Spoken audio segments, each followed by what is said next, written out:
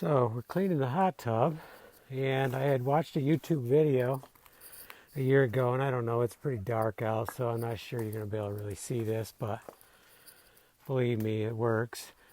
So we had tons of calcium buildup, so much that several of the vents were totally blocked and had been for several years. So I watched this YouTube video. They dumped vinegar in and said it cleaned everything up, so I dumped like 6 gallon in. It's a pretty good sized hot tub. And went to test the vents like 2 days later. Totally working. I couldn't believe it.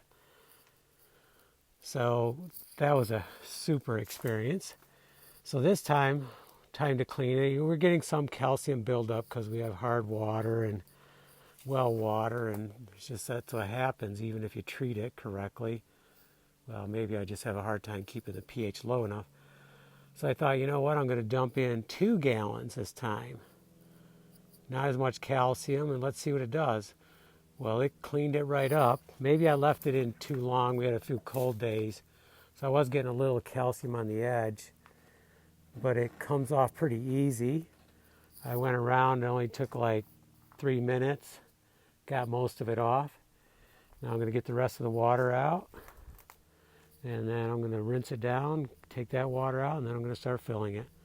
So this is like the fastest exchange I've had, thanks to a little vinegar to really, because before I would spend hours, several hours, scraping calcium off. And you have to be careful doing it. You really need to use like a hard plastic. And all that time I really didn't even need to do it. So vinegar, just awesome.